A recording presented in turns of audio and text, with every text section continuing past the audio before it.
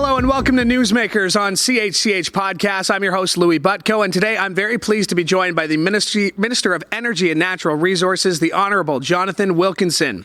Mr. Wilkinson was first elected as a Member of Parliament for North Vancouver in 2015 after more than 2 decades in the private sector, including leadership roles with green technology companies. He was appointed to Prime Minister Justin Trudeau's cabinet in 2018 and has served as Minister of Fisheries, Oceans and the Canadian Coast Guard, as well as Minister of the Environment and Climate Change, and very pleased to be joined with the Minister in studio today. And I want to start there because Minister of Climate Change, Minister of the Environment, and then to Minister of Natural Resources and Energy. It seems like they're conflicting roles. How did you handle that transition, and why were you the right person for that role at the time?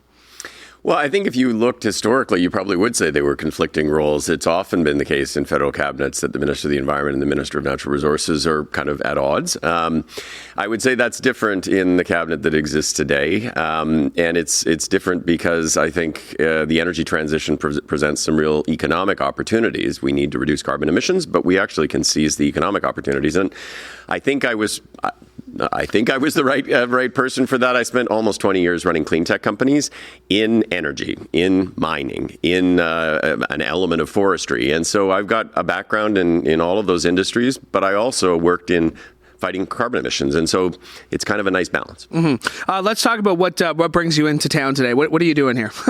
I'm doing a number of things here. I'm actually going to McMaster to see the nuclear reactor and to talk to a number of graduate students about the work that's being done on nuclear energy and isotopes and a number of other things at McMaster. I'm going to CanMet Labs, which is one of the labs for Natural Resources Canada, which was moved from Ottawa to here a number of years ago. They do enormous amounts of work on materials and metals for transportation, for energy. And so I'm going to talk to the scientists within my department about a lot of the things that they're doing. And then I'm doing a labor roundtable to talk about the sustainable jobs. How do we create sustainable jobs for the future that are going to bring prosperity to these communities? How do we create sustainable jobs? To put you on the spot here, in this changing world and with climate change and the adjustments that need to be made, how can we make sustainable jobs here in Hamilton, do you find?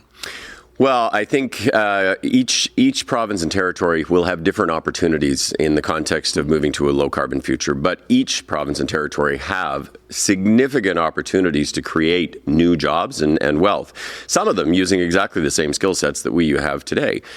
Here in Ontario, I mean, some of the things that I think are most top of mind would be nuclear technology, and that's for deployment domestically, but it's also for export, and that's nuclear skills and technology. The work that's being done at Darlington, the work that's being done at Bruce, the work that's being done here at McMaster.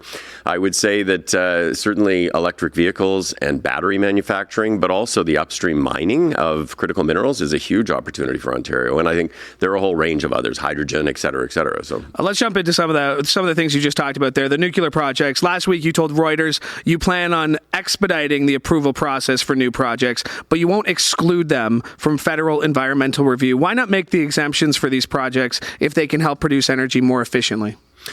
Well, look, all of these projects do have to go through some approval. What Ontario and some other provinces have been saying is they would prefer that to be done by the Canadian Nuclear Regulator rather than by the Impact Assessment Agency.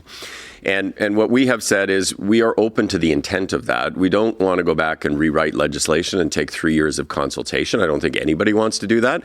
But we are looking to address the intent of what Minister Smith here in Ontario has asked us to do. And I think we can move in that direction. And I think everybody can be happy about that. At the end of the day, we want to make sure these projects are assessed in terms of their environmental impacts, assessed in terms of their work with Indigenous communities and the consultation with those. But we all want to see an expedited process.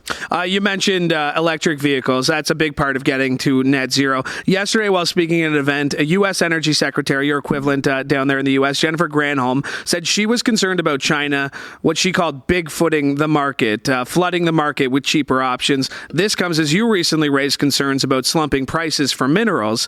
How worrying is this for that sector, and what more can your government do? You've invested $30 billion in this market. What more can you do, and how concerned are you about some of these issues? issues? Well, I am concerned, and Secretary Granholm and I have spoken about this on a number of occasions. We were together at some international meetings just a month ago and had these conversations.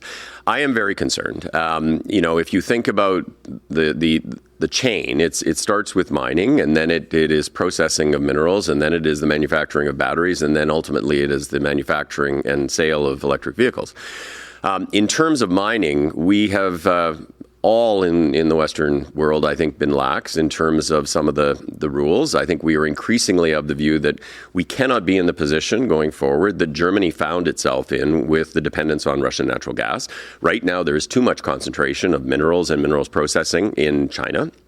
And so the government of Canada has made it very clear that we do not welcome investments in critical minerals from Chinese state-owned enterprises, that we are not interested in China owning our processing, that we want to do a lot of this domestically. We are working not just here, but with Australia and Chile and a number of other countries to do that.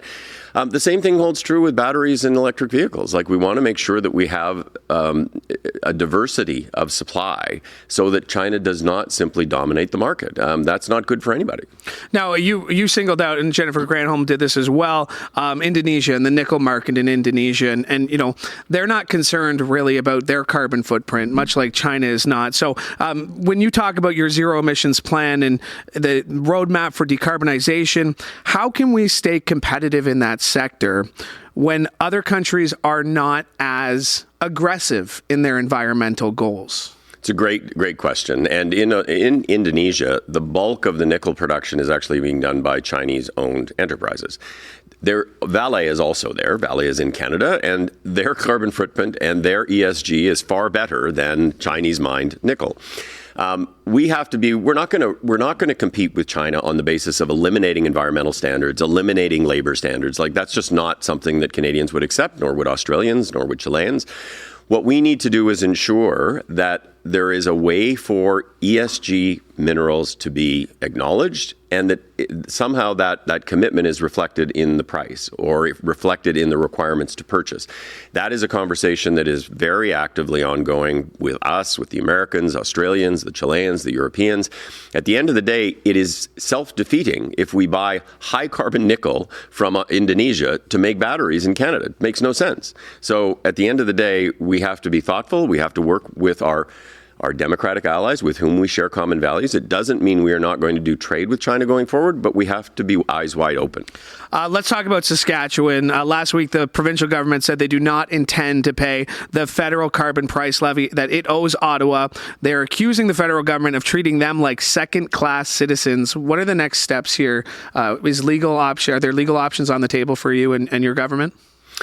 Well, look, let me start by saying I grew up in Saskatchewan. I used to work for a former distinguished premier of Saskatchewan. I know the province very well. I find it shocking that the province that gave us the gifts of Tommy Douglas and Medicare, Alan Blakeney, Roy Romano, has a premier right now that essentially is telling people that it's okay to break the law. That is simply unacceptable in this country, in any law-abiding, rules-based country.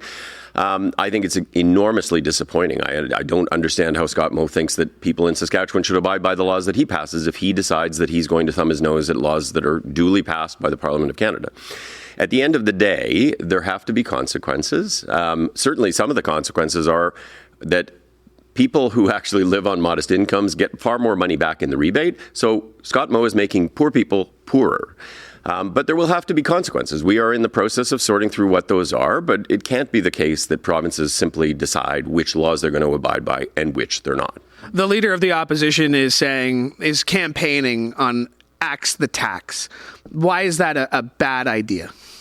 To axe the tax? Well, I would say, and I do admit that we're going to have to probably be better at communicating on this issue, but the price on pollution, or as he calls it, the carbon tax, is about fighting climate change. It is the most efficient economic way to actually address carbon emissions, and it is effective in reducing carbon emissions. But we designed it in a way where all of the money that's collected goes back to within the province where it's collected, and it goes back in the form of rebates. And those rebates are structured in a way where 80% of Canadian families get more money back. That's just true. And the University of Calgary just published a study on that. The University of Regina just published a study on that. And people who live on the most modest incomes are the ones that benefit the most. It's actually an affordability measure. It's only people who actually have a 6,000 square foot house, drive a Hummer, and have a boat in their backyard that are paying more. And you know what? They're emitting more carbon. They should pay more. Yeah. You mentioned it's a communication thing. Why do you feel like that's not hammering home that 80%? The studies can be done, but that 80% number, it feels like that's a majority of Canadians, very clearly, a super majority of Canadians. Why isn't that messaging sticking? Well, I think there's probably a number of reasons. I mean, some of it is just mechanical. Like the rebates are not very visible to people. Often they just go into people's account. They don't even know what they are. When you looked at checks even that some people receive, you couldn't figure out what it was that they were actually getting and where it was coming from. So we're trying to actually address that. As you know, we rebranded the charge or the rebate. And we are trying to find ways to make it more visible to people so that they see that they're actually getting the rebate and they can actually look at what they're paying versus what they're receiving.